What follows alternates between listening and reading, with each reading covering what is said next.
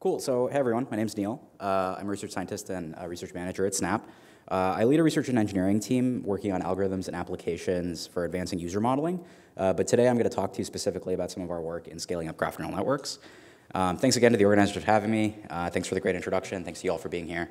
Awesome. So, yeah. As Anirudh mentioned, Snapchat is a little bit of a younger demographic than many of you, maybe.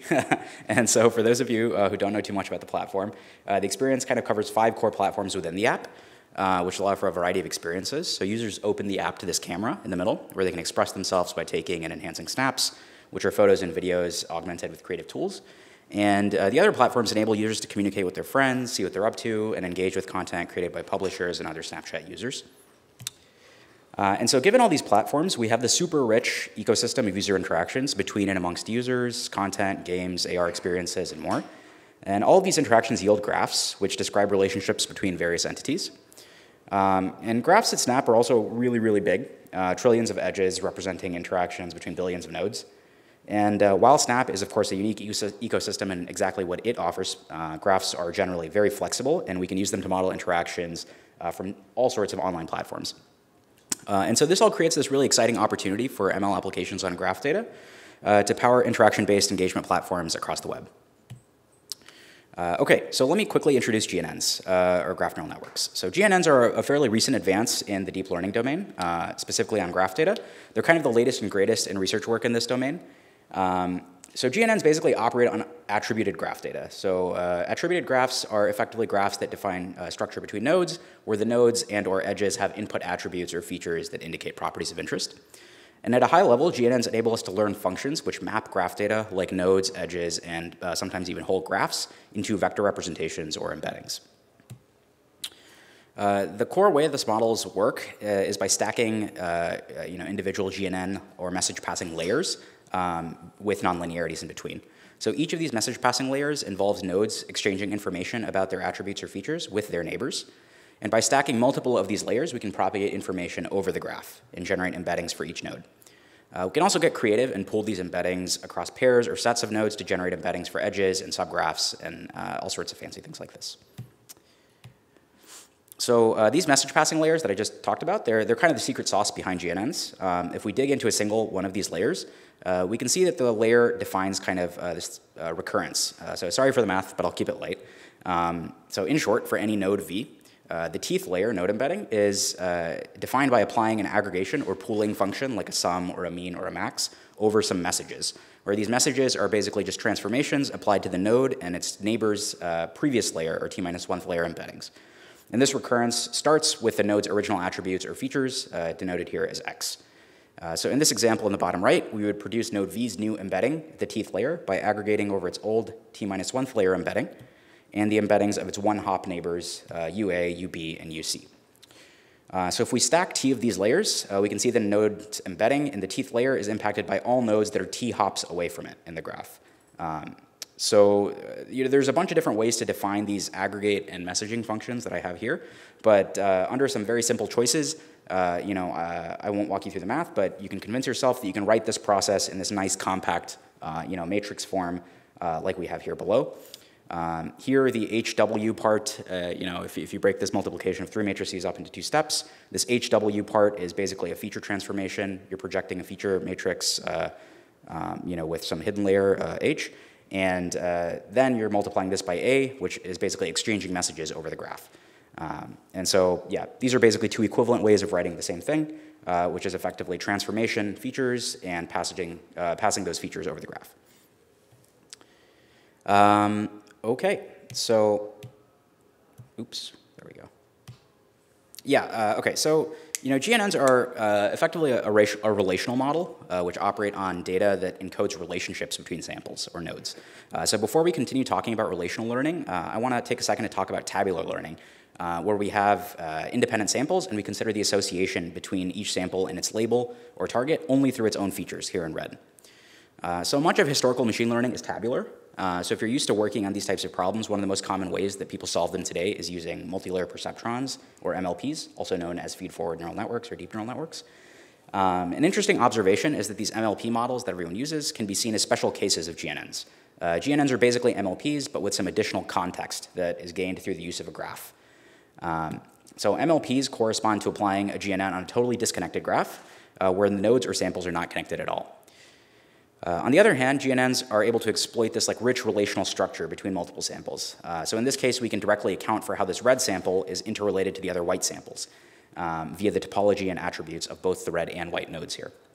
And you can imagine this kind of added context offers this really big advantage in many types of user modeling scenarios. For example, on social platforms, this relational structure might be like the social graph that describes relationships between users. And so, understanding how your friends use a platform might be really helpful in making predictions about how you yourself might use it. So if we just take a look at some of the standard academic benchmark data sets for this kind of task, we can observe the value of this kind of context awareness that GNNs give us by comparing performance between these multi-layer perceptron tabular models and one of these kind of standard GNN models called GraphSage. Here we have 7 different rows corresponding to different benchmarks, all of which have node features, labels, and some defined graph structure. And the task is pretty simple. We have labels for a few of the nodes, and we want to predict labels for the rest of them. And the 2 columns here just basically show accuracies of a trained GNN model on the left and a comparable MLP model on the right.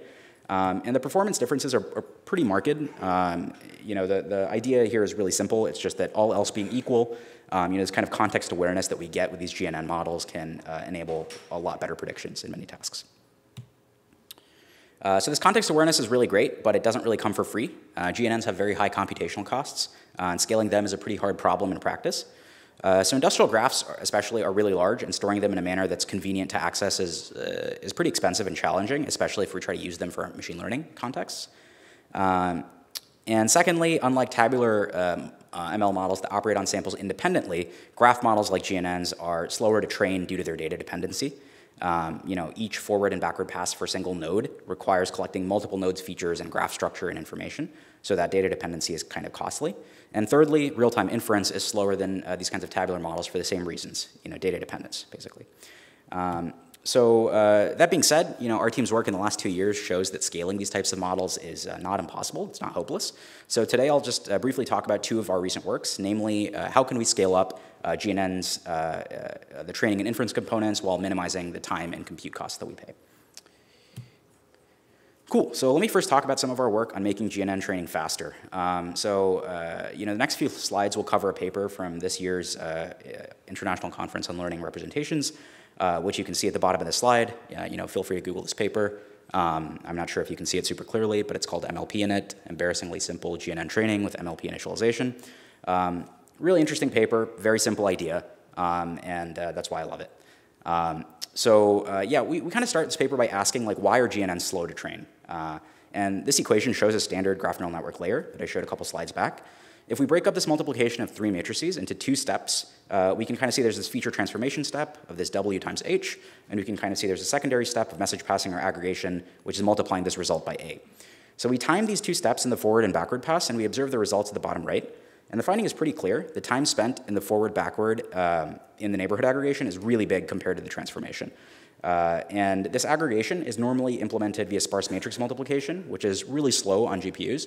You can kind of see that the aggregation step is about 1,028 seconds or milliseconds compared to 1 millisecond in the backward. So this aggregation is really expensive, is the point here. And so this aggregation is so expensive, we ask this really simple question, which is what happens if we just remove it?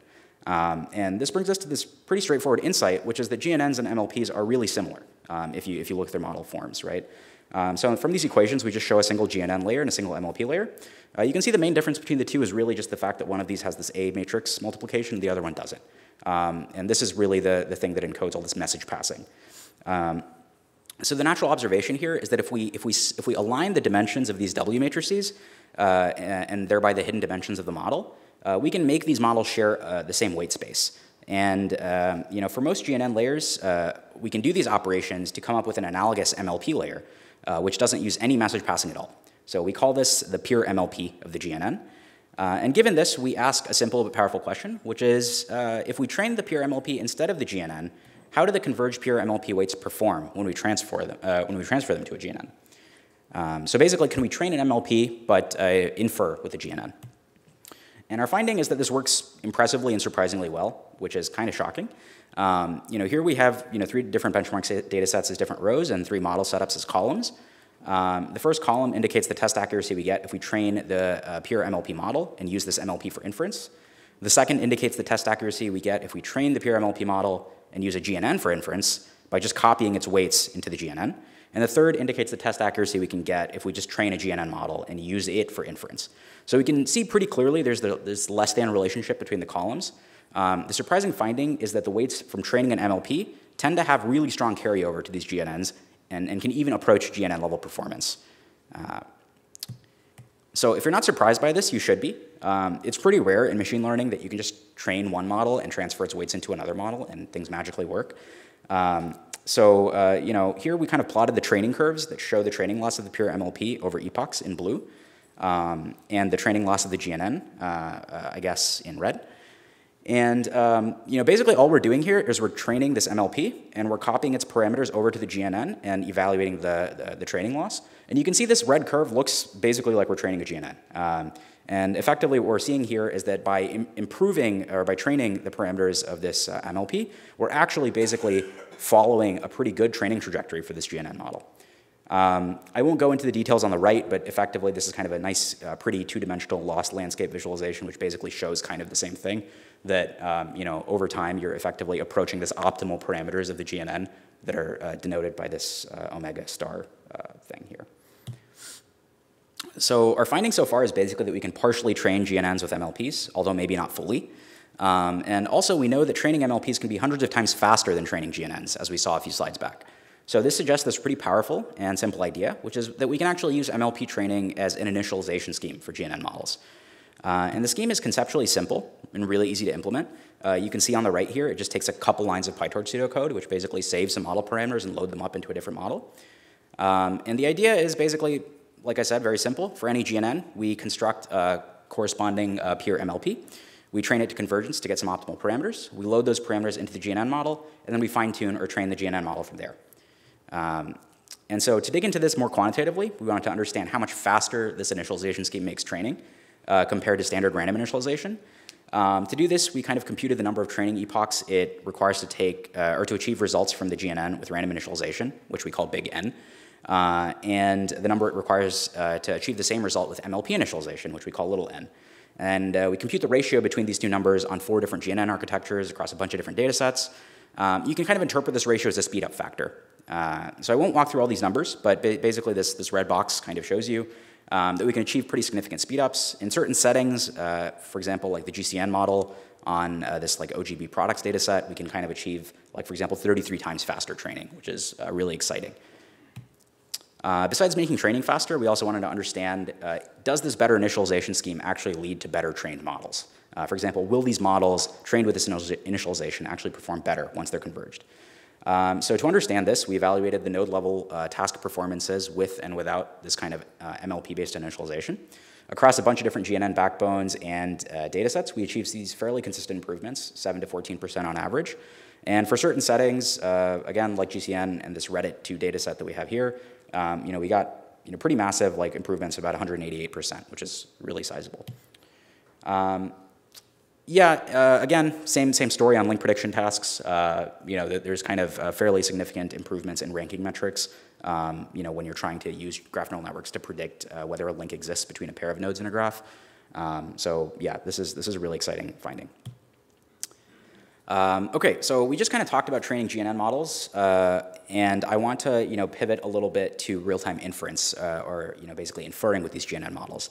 So the next slides are based on a paper from iClear last year. So at the bottom of the slide, you'll see the title of that paper. Please check it out if you want to learn more about that work. But let me first give you this kind of quick overview of real-time inference. So real-time inference are these applications where you have to make online predictions very quickly, usually with some latency constraints, usually in a way that feels real-time to a user.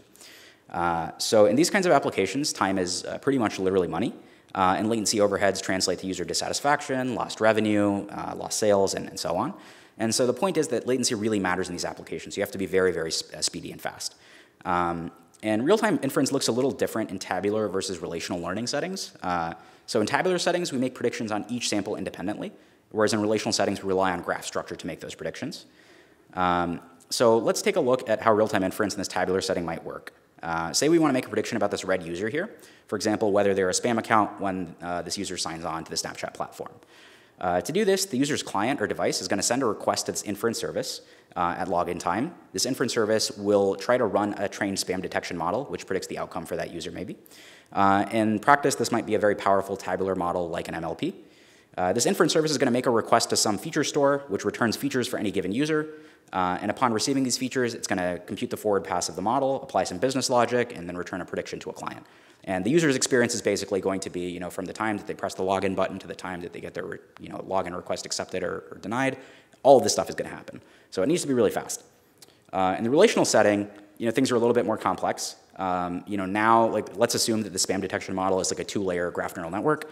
So the inference service now needs to request all the surrounding graph topology for 2 hops around this individual users, right? So now we don't just need the user's features, but we need the user's friends' features and their friends' features and all of the information between them, so we can actually run the forward pass of the model. And so this is quite a bit of information, and that's really why these kinds of graph neural network models are fairly slow at inference time. So just looking at this more quantitatively to convince you further, we looked at the inference time for 10 nodes on a benchmark dataset graph, comparing this GNN model in green and an MLP model in blue. The inference time here is measured as the time taken to fetch all the relevant graph and data dependency information, as well as run the model's forward pass to make a prediction. The x-axis here shows the number of layers of the model. The y-axis shows inference time and log scale. And we can see this GNN in green takes exponentially more time as the number of layers increase, while the MLP in blue, all the way at the bottom of this figure, takes pretty much linearly more time. In fact, the MLP is so much faster than the GNN, we can even make it 4 to 8 times wider, these red and purple curves, while still making it way faster than a GNN. So you can literally throw tons and tons of parameters into these MLP models, and they're still way faster than graph neural network models. The point here is that this context awareness that we get through these GNNs is kind of a blessing in terms of accuracy, but it's kind of a big curse in terms of inference speed. And for this reason, we tend to prefer MLPs compared to GNNs for real-time inference applications. So to recap, we have these GNNs, which are really accurate thanks to their context awareness in the training and inference, but we have MLPs, which are comparatively very fast but not context aware. So we try to ask in this work if we can have the best of both worlds. So our work really focuses on that question. Can we get the blessing of context awareness without the curse of data dependency?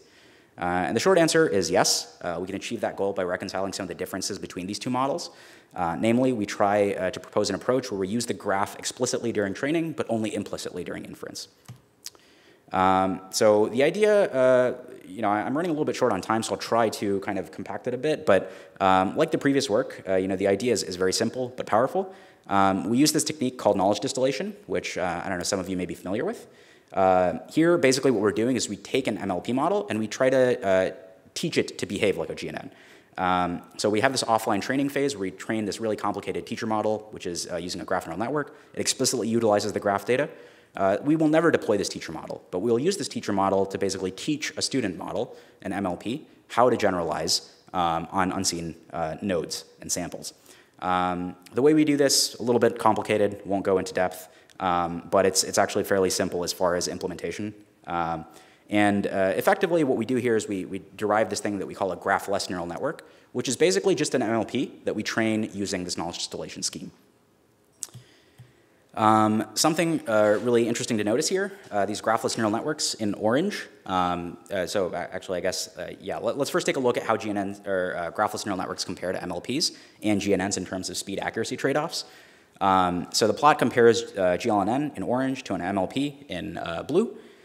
On the x-axis, we have log scale inference time, and on the y-axis, we have accuracy. So the ideal model is in the top left. It's very, very fast and highly accurate. The first thing to notice here is that this GLNN in orange is much more accurate than the naive MLP in blue. And secondly, it's way faster than the 1 and 2 and 3 layer graph sage models that we have in green here. These are all graph neural network models, by the way. Admittedly, it is still a little less accurate than the 2 and 3 layer GNN models, but what we notice is that if we just make our models a little bit wider, throw some more parameters at them, we can actually compensate for this accuracy loss while still being hugely faster. So in particular, the best GLNN model here, GLNN W8, which is the closest to that red star, is almost as accurate as a 3 layer GNN model while being 200 times faster at inference time. Again, yeah, I'll skip over these details. The point of this slide is to really just show you that we did rigor, to science here. So we basically compared these GNN models to MLPs and graphless neural network models on a bunch of different data sets across a bunch of different settings. The TLDR is that training MLPs in this way, in this graphless way, makes them really, really strong, way better than they previously were. And in many cases, it allows them to achieve competitive performance with graph neural network models. So that's really exciting. It basically means that for the right kinds of data sets and the right kinds of settings, we can actually, not actually have to bother deploying a graph neural network model at all. There's a lot of approaches to efficient deep learning recently, including quantizing model weights, pruning connections in the neural networks, sampling approximations, et cetera. And since graphless models can really be seen as an inference acceleration method, we also compared them against several of these approaches on 2 different data sets. And we found that all of these approaches, these competitive approaches like SAGE, QSAGE, PSAGE, neighbor sample, et cetera, they all do speed up inference, but they're still an order of magnitude slower than how much we speed up inference, which is hundreds of times faster than the original graph neural networks, mainly because we don't use the graph at all during inference. Okay, so this kind of brings me to the end. I will preface by saying, please take a look at this QR code here if you want to contact me or learn more about any of the work I talked about today. I do a lot of other interesting research work, and so does my group at Snap. So let me just conclude really quickly. GNNs, this really powerful modeling paradigm for modeling graph data. You can think of them as adding this critical missing context to tabular approaches like standard deep neural networks or MLPs. Although these models have a bunch of substantial advantages, these advantages don't come for free. They have scalability challenges in model training and inference by the design of the data dependency that they utilize. And that said, all hope is not lost in scaling them up. I talked today about 2 approaches here that kind of explore and utilize the connections between MLP models and GNN models to mitigate the gap between these heavy academic models that we see in literature and the practical use cases that we have in large-scale industrial settings. So thanks again. I'll take any questions.